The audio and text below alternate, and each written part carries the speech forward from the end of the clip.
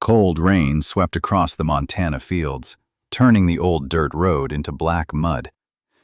Outside a lonely farmhouse, an elderly couple stood trembling, soaked to the bone, asking only to rest in the barn. No one had followed them, except the fear they carried. Inside, a former Navy SEAL lived alone with his German shepherd, Max. When the dog lifted his head and stared at the gate, everything changed. Because sometimes miracles don't arrive with angels, but with a soldier, a loyal dog, and a door left open. Before we begin, tell me where you're watching from. Drop your country in the comments below. Cold rain swept across the Montana fields, turning the old dirt road into black mud and making the Carter farm look like the last warm thing left in the world. Ryan Carter stood beneath the sagging roof of his front porch, one hand wrapped around a chipped mug of coffee that had gone lukewarm 10 minutes ago. He was 35, tall and muscular, with broad shoulders, a powerful chest, short, dark brown hair cut in a military style, sparse stubble along a sharp jawline, and focused gray-blue eyes that rarely gave away what he was feeling. He wore a long-sleeved green jacket with camouflage sleeves, camouflage military pants, a black fabric belt, and old military boots darkened by mud. No weapon hung from him. He had carried enough steel in his life to know that not every battle needed one.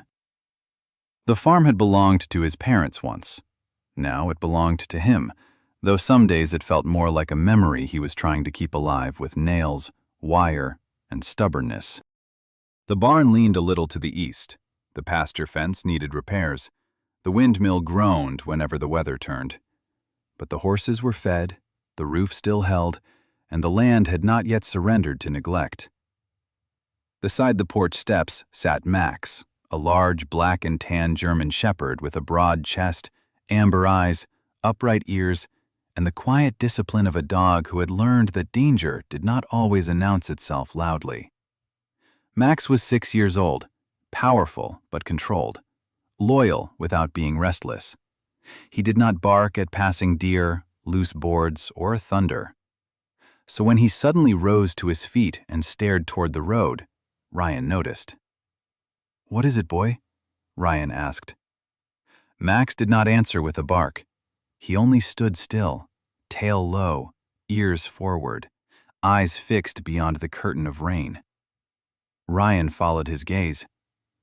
At first he saw nothing but the long dirt lane, the skeletal cottonwoods, and the gray smear of late autumn.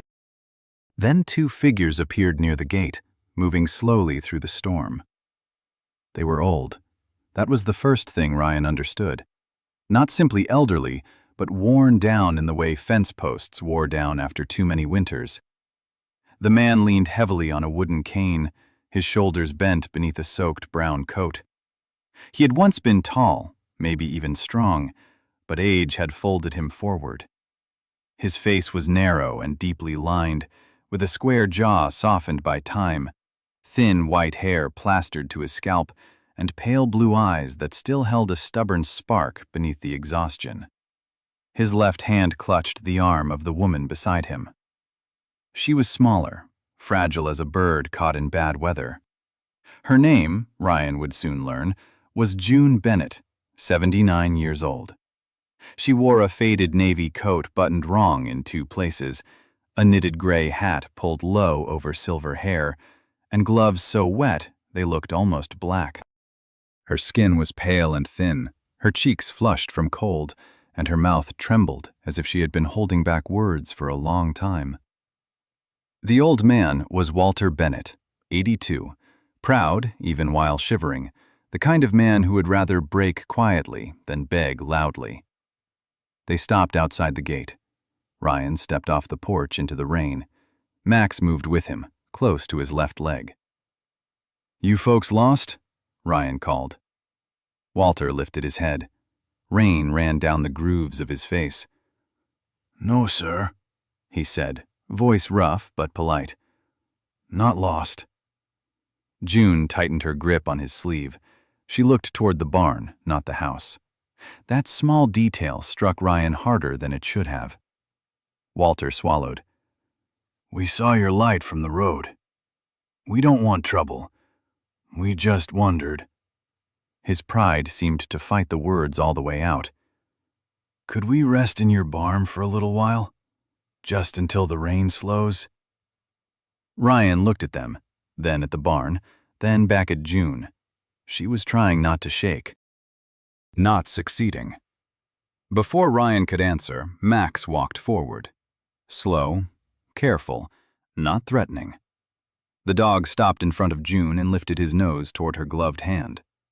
June froze, but Max only sniffed once, then sat beside her boots as if he had been assigned there by heaven itself.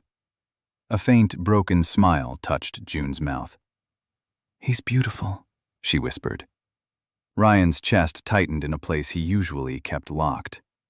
Max did not offer comfort to strangers without reason. "You're not staying in the barn," Ryan said. Walter's face fell. "I understand. We'll move along. I mean, you're coming inside." The old man stared at him, uncertain whether kindness had become another trick the world played on tired people. June lowered her eyes, and Ryan saw the way she leaned into Walter, not just for balance, but for protection. Inside the farmhouse, the air smelled of wood smoke, coffee, and old pine. Ryan added 2 logs to the stove, gave them towels, and set a kettle on. Walter stood near the door too long, dripping onto the floor as if afraid to step farther into someone else's shelter. June sat only after Ryan pulled out a chair for her. Max settled near her feet. When June removed one glove, Ryan saw it. A dark bruise circled her wrist, not like a fall, not like age, but like fingers had closed there too hard. June noticed his eyes and quickly tugged her sleeve down. "I'm clumsy," she said softly. "Old bones." Ryan said nothing. In war, people lied to survive. At home, he had learned, they did it for the same reason. Walter wrapped both hands around the mug of tea Ryan gave him. "We'll be gone before morning," he said. "We don't mean to bring our problems to your door." Ryan leaned against the counter, arms crossed. "Problems usually find doors on their own." June looked up then, and for 1 second, fear moved across her face so clearly that Ryan felt the room grow colder. Outside, the rain thickened. The wind shoved against the windows. Somewhere in the barn, an old horse stamped once and went still. Max lifted his head. Ryan turned. Far down the lane, headlights appeared through the rain. They came fast, bouncing over the ruts, cutting white blades through the dark. Walter's mug rattled against its saucer. June's hand flew to her mouth. The truck stopped outside the gate. For a moment, only the engine growled in the storm. Then a man's voice rose from the darkness, angry and sharp enough to split the night. "Walter! June! I know you're in there!" The truck's headlights burned through the rain like 2 angry eyes, shaking over the muddy gate while the engine growled in the dark. Inside the farmhouse, Walter Bennett went still. The old man's fingers tightened around the mug until Ryan thought the ceramic might crack. June drew both hands to her chest, her shoulders folding inward as if she could make herself small enough to disappear. Max rose from beside her feet without a sound. His ears stood sharp, his amber eyes locked on the front door, and the calm warmth of the room changed into something watchful. Ryan did not move quickly. Men who had survived real danger learned that panic was a generous gift to the enemy. He set his coffee mug on the counter, walked to the window, and lifted the curtain just enough to see the pickup idling beyond the gate. It was a gray, mud-streaked truck with one cracked headlight and a dented front bumper. A man stood beside it in the rain, broad and heavy in the shoulders, one hand gripping the gate rail like he owned everything the storm touched. "Who is he?" Ryan asked, though he already knew the answer had been sitting in June's fear all along. Walter swallowed. "Colin." June whispered the name like it had teeth. "Our grandson." Ryan looked back at them. Walter was trying to stand straighter, trying to gather old dignity around himself like a coat, but his knees betrayed him. June's face had gone pale beneath the soft wrinkles of age, her lips pressed together in the practiced silence of someone who had learned that answering wrong could cost her peace for days. Outside, the man shouted again. "Walter, don't make me come in there." Ryan opened the front door before Walter could reply. Cold rain slapped the porch boards. Max stepped out beside him, close to his left leg, not barking, not lunging, only present. That was usually enough. The man at the gate turned his head toward Ryan. Colin Bennett was 45, tall and thick-bodied, with a laborer's build gone soft from anger and drink. His sandy brown hair was wet and flattened against his forehead, and a rough beard shadowed his square jaw. His nose had been broken once and healed slightly crooked, giving his face a permanent sneer even when he was not speaking. His eyes were small, restless, and bloodshot, the eyes of a man who measured people by what he could take from them. He wore a dark canvas jacket over a red flannel shirt, work boots caked with mud, and the expression of someone offended that the world had not stepped aside for him. "You the owner?" Colin called. Ryan stood beneath the porch light, rain dripping from the brim of the roof in silver lines. "This is my farm." "My grandparents are inside your house." Colin jabbed a finger toward the door. "They're confused. Old people wander. I'll take them home." Behind Ryan, Walter's voice came weakly from the doorway. "We didn't wander." Colin's eyes shifted past Ryan. The anger in them sharpened. "Grandpa, get in the truck." June flinched at the command. Ryan noticed. Max noticed too. The doc's head lowered half an inch, and a quiet vibration moved through his chest. Walter stepped onto the porch, leaning on his cane. Rain touched his thin white hair, but he did not retreat. "No." The word was small, but it landed heavily. Colin stared as if he had never heard it from the old man before. "No!" He laughed once, ugly and short. "You've been out in this weather for hours because you wanted to prove a point. You think that makes you brave? It makes you a problem." Ryan's jaw tightened, but he kept his voice even. "Careful." Colin looked him over, taking in the broad shoulders, the steady posture, the old military boots. "And what are you? Some hero with a rescue complex?" "Just a man with a gate." "That gate doesn't keep family out." "It does when family comes shouting in the rain." For a moment, the only sound was water hitting mud. Then Colin leaned closer to the bars. "You don't know what you're getting into. They're not well. I handle their bills, their bank accounts, their insurance, their house papers, everything. They can't manage on their own." June spoke from behind Walter, her voice trembling. "You took my checkbook." Colin's face hardened. "Because you forgot things." "You locked the phone away," Walter said, "because scammers call old people every day." "You sold my tractor." "It was rusting." "You changed the bank password."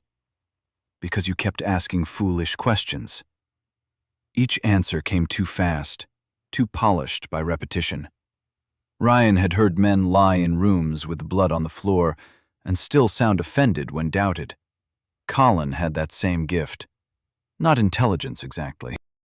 A talent for twisting cruelty until it wore the coat of responsibility. Walter's hand shook on the cane, but his voice grew firmer. "You locked us in the upstairs room." Colin's mouth twitched. "For your safety." June made a small sound, half sob, half disbelief. Max turned his head toward her, then back to Colin. The dog's patience was thinning, though his body remained disciplined. Colin shoved at the gate. It rattled against the latch. "Open it." Ryan did not move. "No." Colin's face flushed dark. "Those two are my responsibility." "They're people," Ryan said, "not property." Something ugly flashed across Colin's face. For 1 second, the mask slipped. "You think they have anything without me? That house, that land, the pension, every dollar that keeps them breathing, I manage it. I've spent years cleaning up their mess. They owe me." Walter stared at him through the rain. The old man's eyes, pale and tired, filled with a pain older than fear. "We raised you after your mother died." Colin's jaw worked. "And I paid you back." "No," Walter said quietly. "You collected." The words struck harder than a shout. Colin's hand tightened on the gate. He looked past Ryan toward June. "Grandma, get your coat. Now." June stepped back as if pulled by an invisible rope. Ryan saw how deep the habit ran. A command from Colin still reached into her bones. Then Max moved. Not far, just 1 step forward. His black and tan body filled the space beside Ryan's leg, broad chest squared, ears forward, amber eyes unblinking. A low growl rolled from him, not wild, not frantic, but measured and ancient, like thunder deciding whether to become a storm. Colin froze. Ryan's voice remained calm. "He doesn't like the way you talk to her." Colin tried to laugh, but it came out thin. "You threatening me with a dog?" "No," Ryan said. "He's warning you himself." For the first time that night, Colin looked uncertain. Then anger rushed in to cover it. "Fine. Keep them tonight. Play savior. But tomorrow, I'm calling the sheriff. I'll tell them you're holding 2 confused old people against their will. And after that, I'm selling the house, the land, all of it. I'll put them somewhere they can't embarrass me again." June's hand went to her mouth. Walter seemed to shrink, but he did not look away. Colin stepped back toward his truck, then paused. His gaze dropped to Max, and a cold smile cut across his face. "You think that dog can stand guard forever?" Ryan said nothing. Colin climbed into the pickup. The engine roared, tires spinning mud as the truck backed away from the gate and disappeared down the lane. The red taillights faded into the rain like 2 wounds closing badly. Only when the sound was gone did Walter's cane slip. Ryan caught his elbow before he fell. Inside, June broke down quietly at the kitchen table. She did not wail. She folded into herself, crying the way people cry when they have spent years trying not to make noise. Max rested his head against her knee. She placed one trembling hand on his fur and whispered, "I'm sorry. I'm so sorry." Ryan pulled a chair across from Walter. "Tell me everything." It took nearly an hour. The story came in pieces, Colin moving in temporarily after his divorce, taking over the mail, then the bank cards, then the pension deposits. He claimed Walter forgot things, claimed June was too frail, claimed bills were safer in his hands. He sold tools, livestock equipment, and finally started talking about the house as if it were already his. When they protested, he shouted. When they tried calling neighbors, the phone disappeared. When June hid cash in a flour tin, Colin found it and squeezed her wrist until she dropped to her knees. Walter stared into the stove as he spoke. "A man thinks age will take his strength first. It doesn't. Shame does." Ryan listened without interrupting. His face gave little away, but something inside him had gone very still. There were predators who wore uniforms, predators who wore suits, and predators who sat at family tables calling control love. When Walter finished, Ryan took out his phone and made 2 calls. The first was to an old contact named Mark Rivera, a former military investigator with a gravelly voice and a habit of finding paper trails people thought they had buried. Mark was in his mid-40s, broad-framed, with cropped black hair turning gray at the temples and the tired humor of a man who had seen too many lies survive too long. He owed Ryan nothing. which meant Ryan trusted him more. The second call was to Grace Dalton, an elder rights attorney Mark recommended. Ryan had never met her, but her voice was clear, controlled, and sharp enough to cut wire. She asked precise questions, not sympathetic ones, which told Ryan she was already building a case.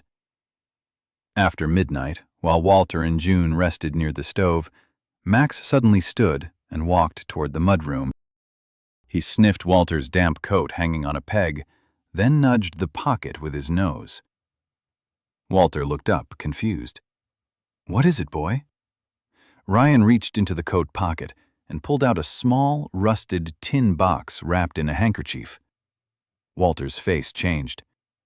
"I forgot," the old man whispered. "June told me to keep it close." Inside were folded property papers, bank letters, a copy of an old deed, and a note written in shaky blue ink. Ryan unfolded it beneath the kitchen light. "If we disappear, find Colin." Morning came pale over the Montana hills, with low clouds dragging across the pasture and the wet grass shining like old glass beneath the farmhouse windows.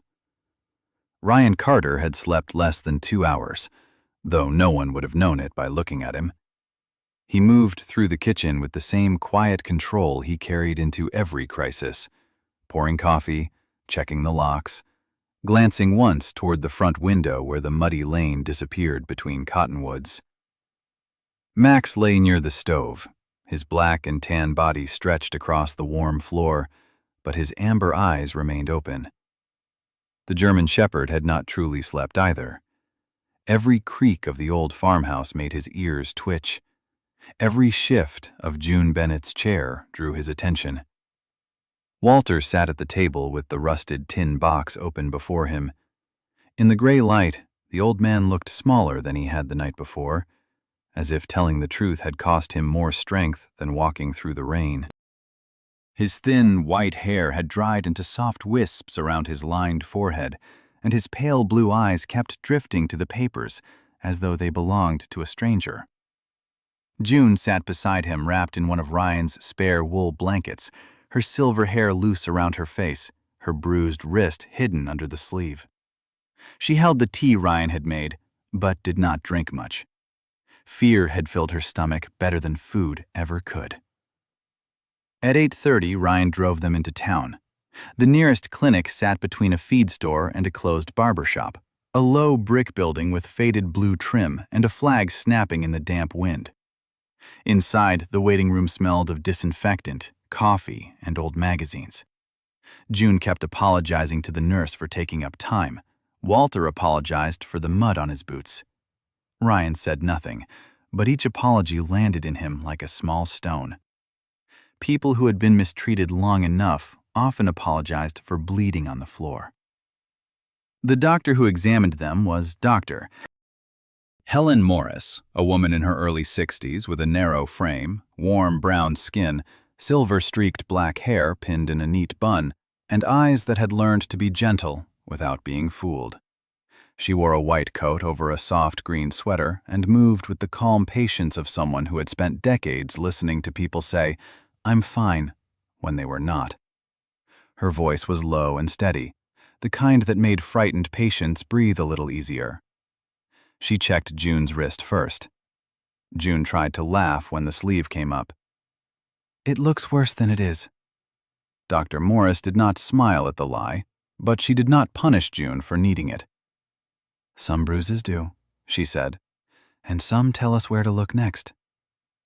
There were marks along June's forearm in different stages of healing, yellow fading into purple, purple deepening into blue. There was tenderness along her shoulder, mild dehydration, and a blood pressure reading that made Dr. Morris glance at Ryan without alarming the older woman. Walter had swelling in one ankle, an untreated cut near his shin, and signs of exhaustion that went deeper than one night in the rain. When the exam was finished, Dr. Morris wrote carefully in the chart. "I'll document everything," she said. "Not opinions, findings, dates, measurements, photographs if you consent." June looked at Walter. Walter looked at Ryan. It was strange, Ryan thought, How people could survive cruelty for years and still need permission to protect themselves from it. Walter nodded. Do it. June's eyes filled, but she nodded too. By late morning, Grace Dalton arrived at Ryan's farm in a dark blue sedan dusted with road grit. She was 41, tall and slender, with chestnut brown hair cut just below her shoulders and tucked neatly behind one ear.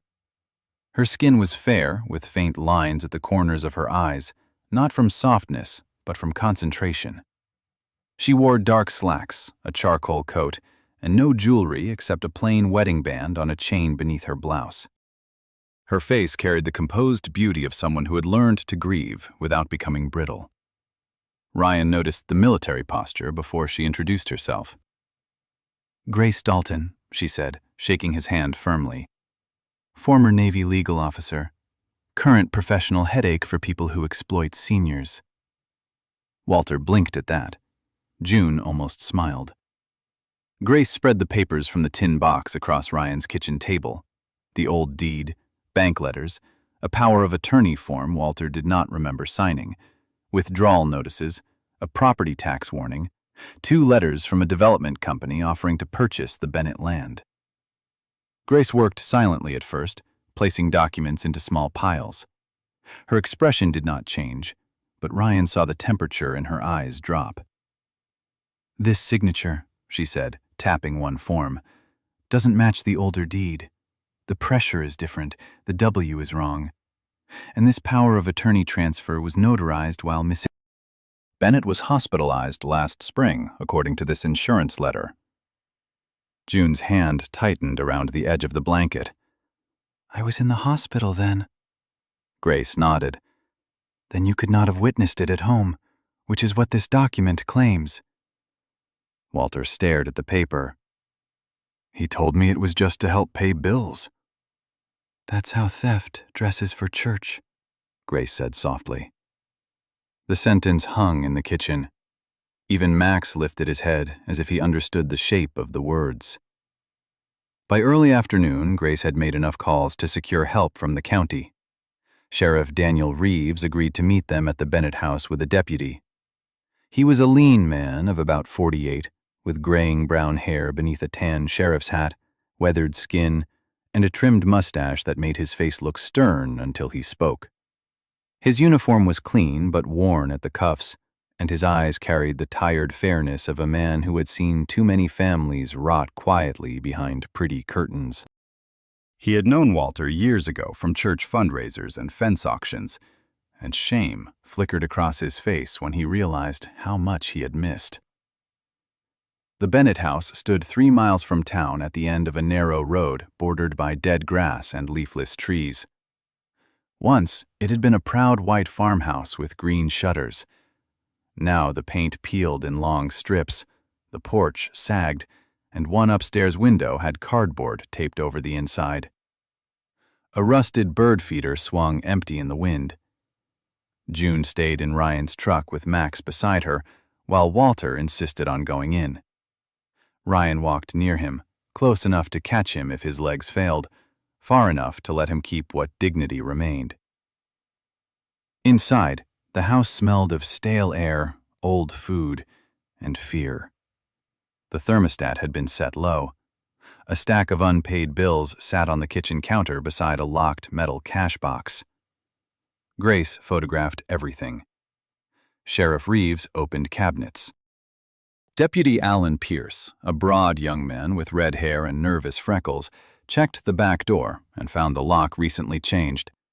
In the pantry, Ryan found June's medication bottles inside a plastic storage bin with a padlock looped through the handles. Walter stared at it. She asked for those. June's voice trembled from the doorway. He said I took too many. Grace took a picture. That goes in the file. Upstairs, Max stopped at the end of the hallway and refused to move forward. His ears flattened slightly, not in fear, but recognition. Ryan followed his gaze to a bedroom door with a metal slide bolt installed on the outside. Sheriff Reeves cursed under his breath. That's not normal. Walter's face went gray. Ryan stepped closer. The bolt was scratched around the edges, as if someone had clawed at it from inside. Reeves opened it. The room beyond was small and cold, with 2 narrow beds, a chair, a water-stained ceiling, and a single window nailed shut from the outside.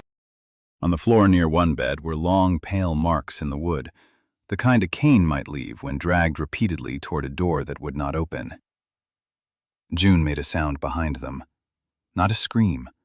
Something worse. A memory escaping. Walter reached for the wall. He said it was so we wouldn't wander at night. Grace's voice was quiet. He locked you in. No one corrected her. Max moved to the bed nearest the window. He sniffed along the floorboards, then pushed his nose beneath the sagging mattress. Ryan knelt and pulled out a small digital recorder wrapped in a sock. Walter stared at it, confused. June hid that, he whispered. I thought Colin found it. Grace pressed play. Colin's voice filled the room, slurred and sharp. You sign when I tell you to sign. You eat when I bring food. You want medicine? And stop acting like this house belongs to you. There was a crash, then June crying softly, then Walter's voice, thin but angry. You are not selling my land. Colin laughed. Watch me. The recorder clicked into silence. Sheriff Reeves removed his hat. Deputy Pierce looked at the floor. Grace's face stayed still, but her fingers tightened around the device. Downstairs in a desk drawer they found the rest. A folder labeled Sale Pending, maps of the Bennett property marked for a luxury hunting resort, copies of forged signatures, bank statements showing large withdrawals, and a contract draft from Black Pine Ridge Development. The buyer's offer depended on closing within 2 weeks. Ryan looked at Walter. The old man's lips trembled, but his eyes were no longer empty. They were burning. That evening, Ryan brought Walter and June back to his farm. Grace left with copies of the documents. Sheriff Reeves promised patrols near both properties. The rain had stopped, but the sky remained bruised and low. Ryan checked the horses, reinforced the front latch, and walked the fence line with Max at his side. Near the back pasture, Max froze. The wire had been cut cleanly. Ryan crouched, touching the sharp metal ends. Fresh. Deliberate. Max's nose lifted toward the barn, and a low growl rose from his chest. On the barn door, painted in wet, red letters, was a message that glistened under Ryan's flashlight. Give us the old people, or this farm burns. Night settled over the Montana farm like a black wool blanket, heavy with wind, wet earth, and the smell of danger waiting beyond the fence. Ryan Carter did not pretend the warning on the barn door was empty. Men like Colin Bennett did not write threats because they wanted to be poetic. They wrote them because fear had worked for them before, because they believed the world was full of doors that would open if they kicked hard enough.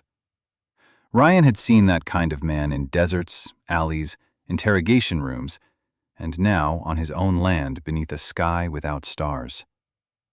He moved through the farmhouse without raising his voice. Walter and June sat near the stove, both wrapped in silence. Walter's cane rested across his knees like an old sword that had forgotten it was once sharp. June kept glancing toward the windows, her silver hair pinned back with trembling fingers, her pale face carrying the stunned look of someone who had escaped a cage, only to hear the cage dragged behind her. Ryan checked locks, then crouched beside Max. The German shepherd stood alert in the mudroom, black and tan coat catching the dim light, amber eyes fixed on the dark beyond the glass. His body was still, but not relaxed. He knew the difference between a quiet night and a waiting one. Easy, Ryan murmured, running one hand over the dog's broad neck. We don't chase ghosts. We let them step where they think no one's watching. Earlier that evening, Ryan had done what Colin would not expect from a man he mistook for a lonely farmer. He had placed small trail cameras along the fence line, one near the back pasture, another above the hay barn door, and a third inside the old equipment shed where the shadows were deepest. He had moved the horses closer to the front paddock and left the outer barn light off, making the place look less prepared than it was. He had also sent Grace Dalton copies of the threat and called Sheriff Daniel Reeves, who promised to keep a patrol within range. But patrols covered miles. Fire needed only seconds. Walter watched Ryan set a flashlight, phone, and first aid kit near the back door. "You think he'll come tonight?" Ryan looked at the old man. "I think he wants you afraid before morning." June swallowed. "He always liked nighttime. Said old people got confused after dark, so no one would believe us if we called." Walter's jaw tightened. Shame crossed his face again, that cruel old visitor. "I should have stopped him sooner." Ryan stood still for a moment. Outside, the wind pushed against the walls like a living thing. "You're stopping him now?" Those words did not heal Walter, but they steadied him. The old man nodded once, gripping his cane with both hands. Near midnight, Max's ears lifted. Ryan saw it before he heard anything. The dog's head turned toward the back pasture, body lowering, breath slowing. Then came the faintest sound beneath the wind. Metal shifting against wire. Ryan killed the kitchen lamp. The farmhouse fell into darkness, lit only by the dull orange glow of the stove.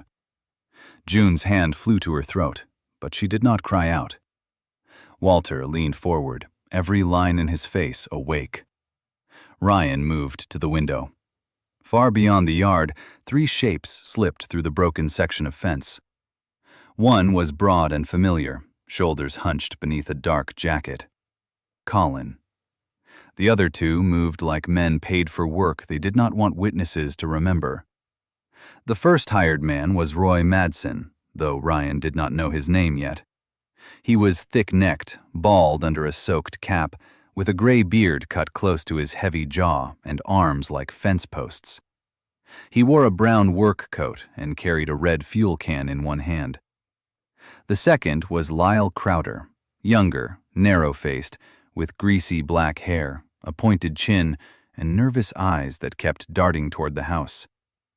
He had the twitchy impatience of a man who liked easy money, but not consequences. Both looked less like villains from a story and more like the kind of men who ruined lives for cash, then complained about the weather. Colin pointed toward the hay barn. Ryan turned to Walter and June. "Back room, now. Lock the door after you." June rose unsteadily. Walter did too, but instead of retreating immediately, he looked toward the window. His grandson was outside, moving through the dark like a thief on land he had once visited for Thanksgiving dinners and summer pie. "Walter," Ryan said quietly. The old man nodded and guided June toward the back room. Max watched them go, then looked to Ryan for command. "Stay close." They moved out through the side door, low and silent. Rain had softened into mist, and the ground sucked at Ryan's boots. He wore his long-sleeved green jacket with camouflage sleeves, camouflage military pants, black fabric belt, and old military boots. No weapon in his hands, only a flashlight clipped dark against his palm. His face was calm, but inside him an old map had opened. Distance, wind direction, exits, fire spread, animal movement, human fear. At the hay barn, Colin's whisper cut through the dark. "Light it near the back. Make it look like bad wiring." Roy grunted. "You said nobody gets hurt." "Nobody important," Colin snapped. That was when Ryan stepped from the shadow of the equipment shed. "Bad plan," he said. All three men froze. Colin spun around, his wet hair plastered to his forehead, his rough beard shining with mist. For a second, surprise stripped him bare. Then rage rushed back over him like armor. "You should have stayed out of my family business." Ryan's voice remained level. You brought it to my farm." Lyle backed up a step. Roy tightened his grip on the fuel can. Max emerged beside Ryan, silent as judgment. His ears were forward, tail low, body balanced. He did not bark. He did not need to. Colin's eyes flicked toward the dog. "I warned you about that animal." "And he listened," Ryan said. "That's why he's still standing." Roy suddenly threw the fuel can toward the hay stacked near the barn wall. It hit the boards, spilling a dark, wet line across the straw. Lyle fumbled with a lighter, hands shaking. Max moved before the flame caught. He lunged not at the men, but across the space between them in the hay, barking once with such force that Lyle stumbled backward and dropped the lighter into the mud. Ryan closed the distance in 3 strides, kicked the lighter away, and shoved Roy hard against the barn post.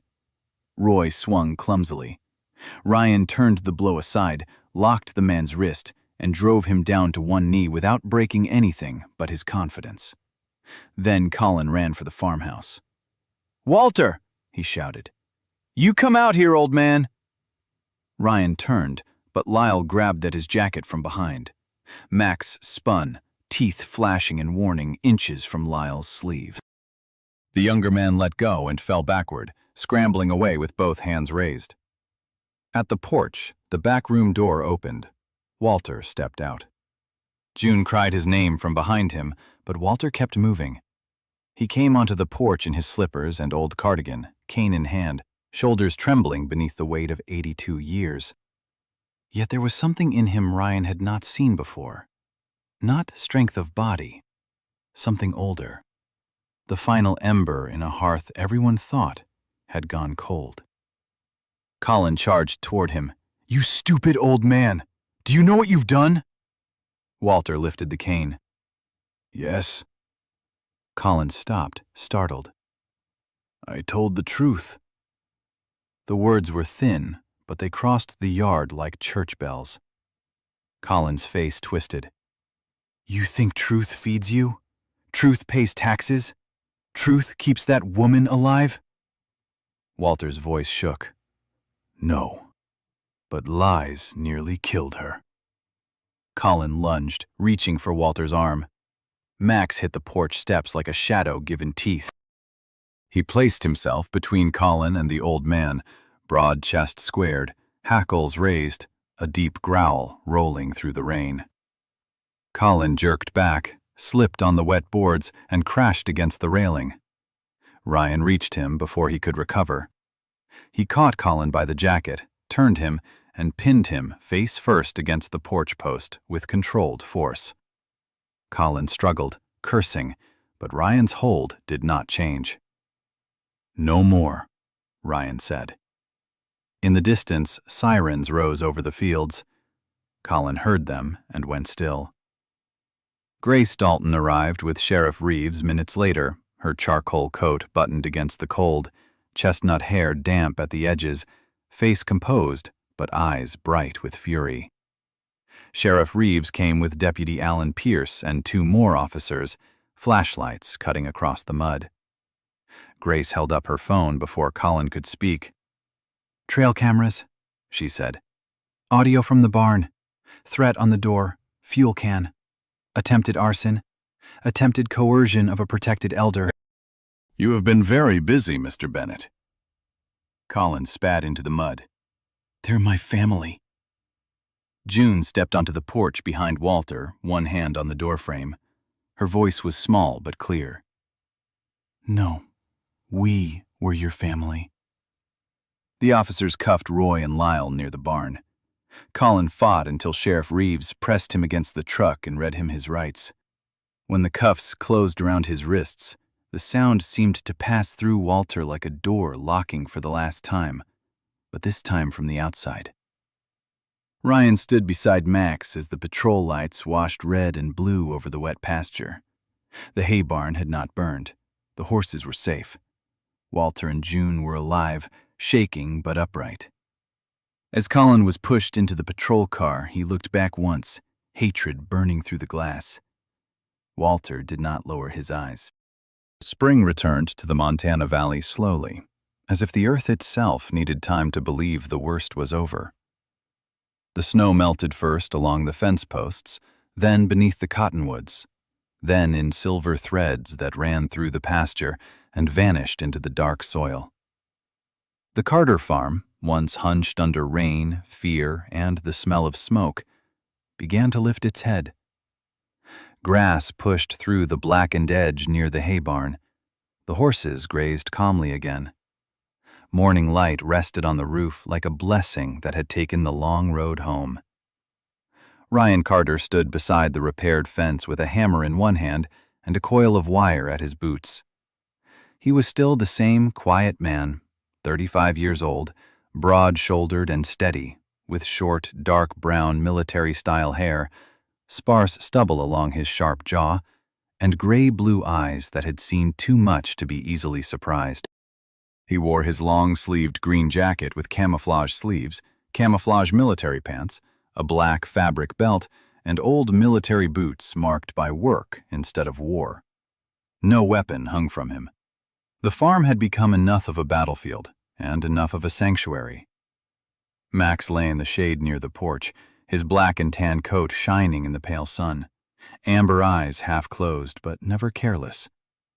At 6 years old, the German shepherd had the calm pride of an old guardian carved into living fur. He had become a familiar shape on the farm, at June's side in the garden, beside Walter near the fence, behind Ryan when strangers came up the lane.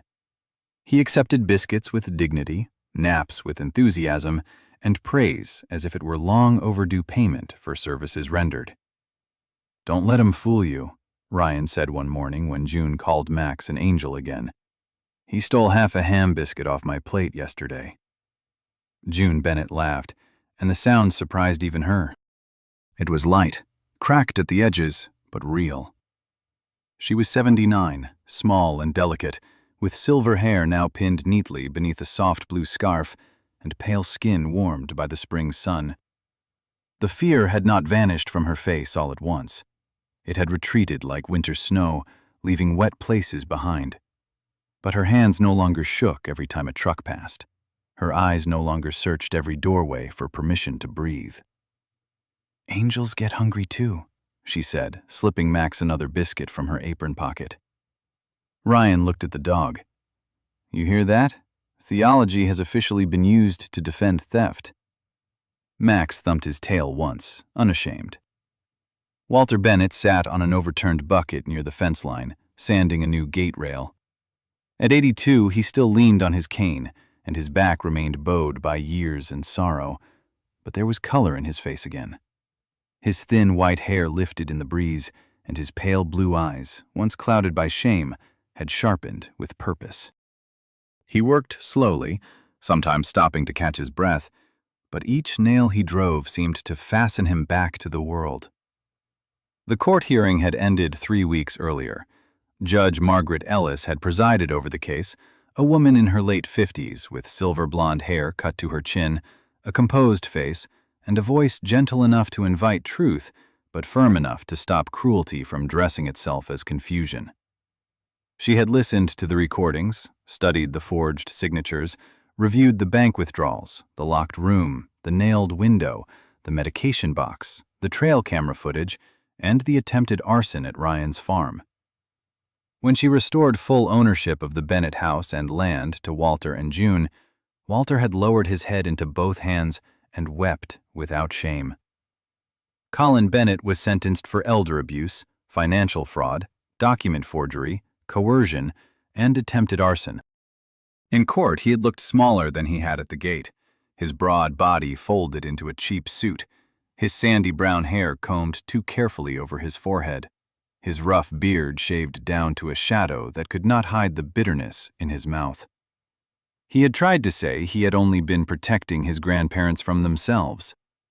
Grace Dalton had stood, tall and slender in her charcoal coat, chestnut hair tucked neatly behind one ear, and answered with the calm precision of a blade. "Protection does not require locked doors, forged names, stolen pensions, or gasoline in a hay barn." No one in the courtroom forgot that sentence. Black Pine Ridge Development withdrew its offer before the week was over. The company's representatives never came to apologize. Men who build castles on other people's fear rarely bring flowers when the foundation cracks. But the land remained with Walter and June, and that was enough. Still, they did not return to their old house right away. June said the rooms needed sunlight. Walter said the porch needed repair. Ryan knew the truth was simpler and heavier. A house could be legally restored in one hearing, but a heart took longer to unlock. So they stayed at the Carter farm. At first, Walter apologized every morning for being a burden. June apologized for using too much flour, too much water, too much space at the kitchen table. Ryan answered each apology the same way. "You're not in the way."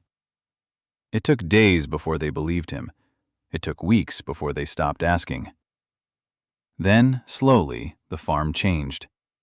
Walter repaired the loose boards along the south fence, teaching Ryan an old knot his father had used before wire clips became common.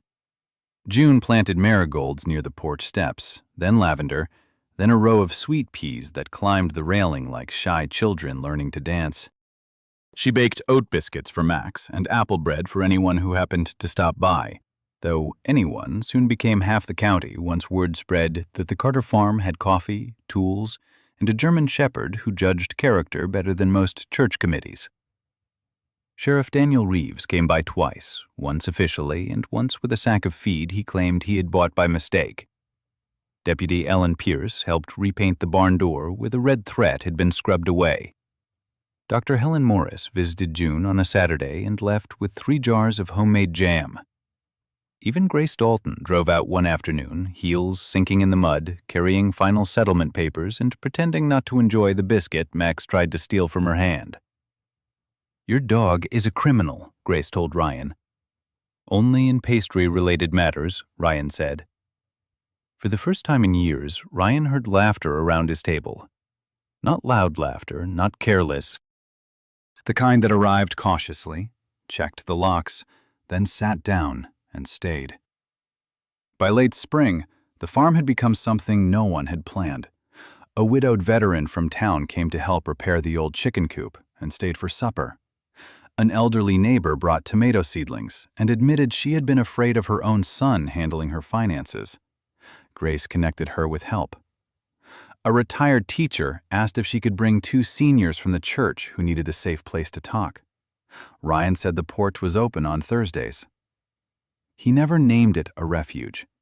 Names made things official, and Ryan had spent enough of his life under official orders. But people came anyway. They came with casseroles, old wounds, legal papers, trembling hands, and stories they had been too ashamed to tell. Walter listened more than he spoke. June poured coffee. Max moved from chair to chair, resting his head where grief was heaviest. One evening, as the sun dropped behind the pasture and turned the repaired barn gold, Walter stood beside Ryan at the fence. His hands were rough from work again. His voice was quiet. "When June and I came up that road, I thought we were finished." Ryan watched Max following June between the flower beds. "You weren't finished." Walter smiled faintly. "No, just misplaced." Ryan looked at the old man then. Something in that word touched him. Misplaced. Maybe that was what he had been too. Not broken, not useless. Just a man left somewhere between the life he survived and the life he had not yet learned to enter. June called from the porch. "If you 2 philosophers are done staring at fence posts, supper is getting cold." Walter chuckled. "Yes, ma'am." Ryan glanced at Max. "Move out, soldier. Biscuits are at risk." Max trotted ahead with the seriousness of a knight summoned to defend a kingdom made of gravy. They ate with the windows open. The smell of fresh bread filled the kitchen. Outside, the fields breathed under a soft violet sky. Walter's cane leaned against the wall, no longer a symbol of defeat, just a tool waiting patiently for tomorrow. June's flowers moved in the evening wind. Max slept beneath the table with one paw resting on Ryan's boot. Later, when the dishes were done, June stepped onto the porch and looked down the long dirt road. It was the same road that had brought her through rain, fear, and humiliation. Now it lay quiet beneath the stars. "I used to think rescue meant someone carrying you away," she said. Ryan stood beside her, silent. June smiled through tears. "Sometimes it means someone opening a door and letting you remember how to walk through it yourself." Across the yard, Walter fastened the last board onto the new gate. Max sat beside him, ears high, chest proud, as if supervising the construction of a kingdom. When Walter finished, he placed one weathered hand on the dog's head. "Good boy," he whispered. The farm lights glowed warm behind them. The barn stood repaired. The flowers bloomed. And on land that had once held only one lonely soldier and his dog, there was now a place for the old, the wounded, and the forgotten to begin again. Sometimes, miracles do not arrive with thunder, golden light, or angels descending from the sky.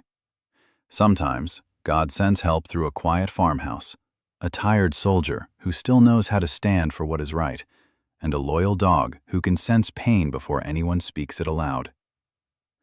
Walter and June's story reminds us that no one is too old to be protected, too forgotten to be seen, or too broken to begin again. In everyday life, there may be someone near us carrying fear behind a polite smile. An elderly neighbor, a lonely parent, a quiet stranger, or even someone in our own family. A small act of kindness can become the doorway God uses to bring hope back into their life. If this story touched your heart, please share it with someone who needs hope today.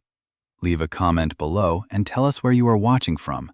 Subscribe to the channel for more stories of courage, faith, loyalty, and second chances. May God bless you, protect your family, and guide your heart to notice those who need kindness most.